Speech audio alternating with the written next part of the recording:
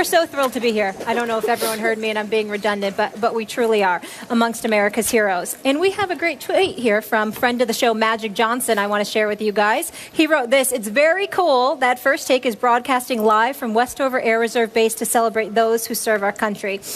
And yes, it is. And we didn't get a shot at the top of the show to say that we want to thank all of you servicemen and servicewomen, not only here but around the world, for all that you have done and will do for the greatest country in the world. We appreciate that. Thank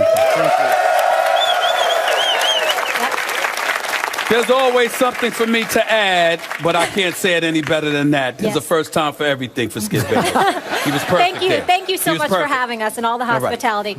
You ready to work, guys? Let's do it. How about those Colts? That offense getting back on track. And new offensive coordinator Rob Chudzinski's first game as offensive coordinator, taking down Peyton in the house that he built 27-24. Stephen A., what did luck prove against number 18, Peyton Manning?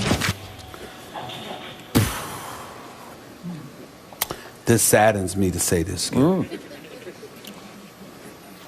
He proved that he needed a new offensive coordinator. Ooh.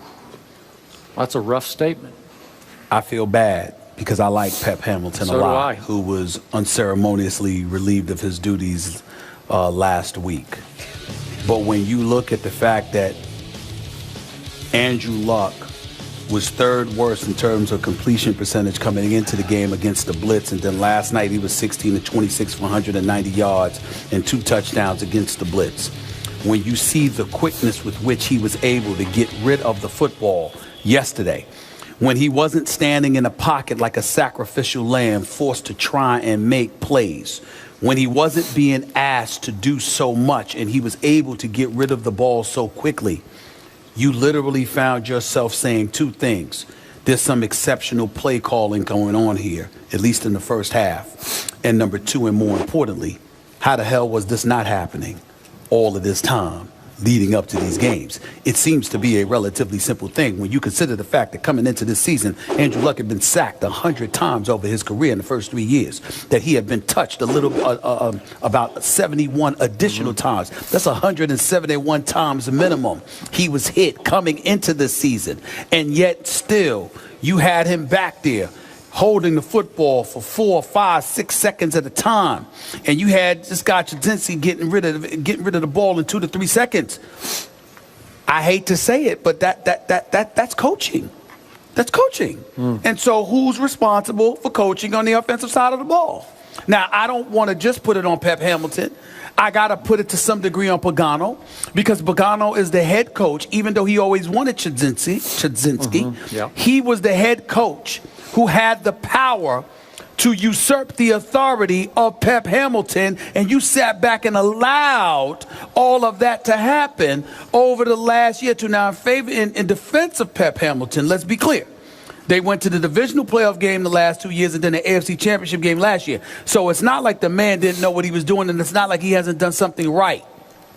I'm just answering the direct question as to what entered my mind yesterday as I watched this team against this defense for the Denver Broncos. I couldn't believe how quickly Andrew Luck got rid of the football.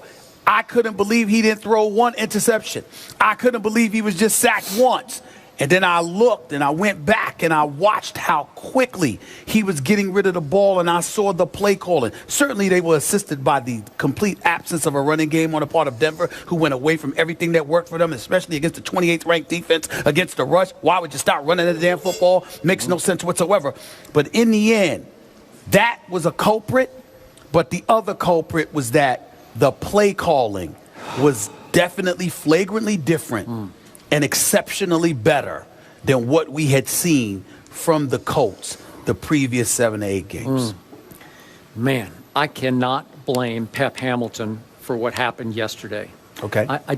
He's a fine young coach. He is. He's fast-tracking to become a head coach in this league. He was. And this is going to set him back. Yeah. But I remind you, and you pointed it out, remember, Andrew Luck beat Peyton at Denver in the playoffs last year. That's right. Well, that wasn't Pep's fault, right? I mean, No. you got to give him some credit for that. He gets credit. All right, that's why I brought up the victories. Yeah, I got it. So here's my takeaway from yesterday. I don't know why this happens, but Andrew Luck plays great against Peyton Manning, and not so great against everybody else. Inspired? I don't know, because that's 4 times they have met head-to-head. 3-1. 3-1. Andrew Luck, 2 at home, 1 at Denver. Wow, that's pretty great. And in those 4 games, Luck's QBR is 73 on a scale of 0 to 100, and Peyton's is only 56. But over the last 4 years, in their head-to-head battles since Peyton got kicked out of Indy and they drafted Luck, in those 4 years, Peyton has led the NFL in QBR, while Andrew Luck's QBR has fallen each year, all 4 years, all the way down to 30th in the NFL going into yesterday's game. Right. And what happened yesterday? Peyton played okay yesterday. He played pretty well, actually. They were both 21 of 36. Peyton threw for a few more yards, 281 to 252 for Luck. Both of them threw for 2 touchdowns. But to your point, Peyton threw 2 interceptions, and Andrew Luck, who's been a turnover machine, but once again this year, he was leading the NFL in turnovers going in, 0 turnovers yesterday. No interceptions, no lost fumbles. So I look at what happened and I say, what are you doing? Well, it's just he gets up for one guy. And after that, he has decent games against other quarterbacks too. But in the end, he's been mostly a disaster this year, except for one game against Peyton Manning. I'm sorry, I can't blame that on Pep Hamilton. I think I credit to that Andrew Luck loves to play against Peyton Manning, and I think Peyton feels a little pressure when he plays against Andrew Luck. I think clarification needs to be made here. I'm not blaming Pep Hamilton. The Colts did. They fired their offensive coordinator in the middle of the season. That just doesn't happen very often. It doesn't. And not only did you do that, but then you come back the very next week against one of the top-ranked defenses in all of football, and you look like a completely different offense. Skip, if Andrew Luck, if the same plays were being called, and it took the same amount of time to get rid of the football, and the same things were transpiring, you'd have me. But when you quicken the pace, when you dip and dunk, when you get rid of the football inside of 3 seconds, when you do everything that you were not doing for the previous 8 games, how can I not look at the offensive coordinator they just fired? Now, if you want to sit there and say to me, it's Pagano, it's not Pep Hamilton, I'm all ears. But it had to be somebody, because Andrew Luck didn't do that on his own. Somebody was telling him, 3-step drop. Go through your reads and progressions, do this, and that before you get rid of the daggone football. Somebody was telling him to do that, because when he was asked to do something differently, he didn't have a single turnover. And that's all I'm saying to you is this. I looked at Andrew Luck, 21 of 36 for 252 yards. It ain't Tom Brady numbers, okay? I mean, it ain't nothing that knocks you out. We're celebrating the fact that he didn't turn over the football. They also rushed for 120 yards on 40 carries. So they had ball control. They were giving it. They were grinding it down, okay? And then Andrew Luck was relatively conservative in his approach. That's what happened, and that's what they did. To build his confidence, to cut down on the turnovers, that appeared to have worked. It is something that seems simple enough for Pep Hamilton to have exercised. Maybe it's not his fault, Skip. Maybe it's Pagano. And I have a problem. Me personally, I have a problem with Pep Hamilton being let go in the middle of the season, because talk about aspirations for becoming the head coach. If something could do irreparable harm to your reputation, it's getting fired in the middle of the season. If you let him go at the end of the season, well, we decided to move in a different direction. I decided to move on our merry way. We agreed to the parting of the ways. No, you leave 8 games into the season, your behind was fired. Okay? And that implies that it is your fault. Now, that's not me.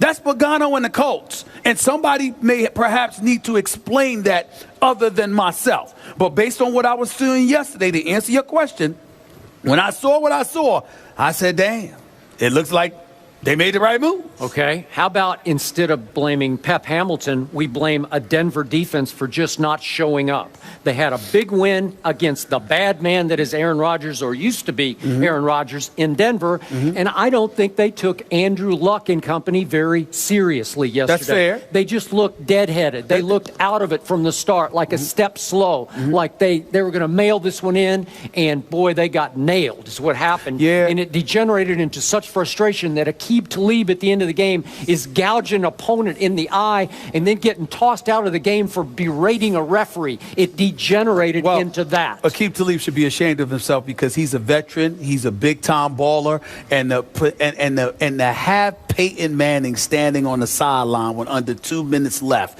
knowing that he's aching to get back on the field and win this game, and you nullify that with a stupid, idiotic brain lock penalty by poking somebody in the eye, he should be ashamed of himself. Having said all of that, Indianapolis did jump out to a 17-0 lead. A special teams return to end the first half, ultimately changed the momentum. And then after that, the score was tied, not just once but twice. So I'm looking at it from the perspective that regardless of what Denver did, they were still in this position to win, and something the Indianapolis Colts did prevented that from happening, at least contributed to it. So all I'm saying is, you're right.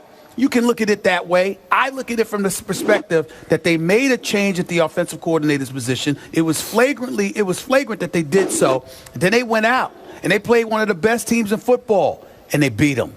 That is not, fair or not, that does not look good for Pep Hamilton. Go ahead. Can I caution one thing, though? Because I did this after Dan Campbell's first game with Miami, and I was like, oh, they look great. Ryan Tannehill looks great. So this time I'm like, okay, pump the brakes. Let's see what happens. If they can keep it up. With all due respect, Molly, Skip, I don't have to pump the brakes. And the reason I don't have to pump the brakes is because the direct question was, what were your thoughts when you watched last night? I have to pump the brakes. That's what I was saying, because I was where you Molly were. can pump her. I have to pump the brakes. I'm talking about, I pump the gas, too. Remember this, y'all. We can pump the brakes all we want to. Pep Hamilton is without a job. So guess what? He doesn't get to sit there and say, see you in a week or two. No, and come back. He's without a job. So we got to look at the Indianapolis Colts and say to ourselves, do you realize that Chudzinski, all he has to do is make sure that Andrew Luck ain't turning the ball over? That's it. Okay. Because he won't get blamed for anything. Let's see how they do against the rest of their schedule. But when you keep playing Houston and Jacksonville, right, it's not that hard. That's right. So Andrew Luck should win the division by default. That's right. 4-5, and they're first in the AFC South. Yeah. All right, coming up from Chicopee, Mass. here at Westover Air Reserve Base. First Take is here. We're so thrilled. We have some serious news to get into. New development in the Greg Hardy situation. We have pictures of the victim, Nicole Holder, were released from the domestic violence incident. We'll react to that when we come back.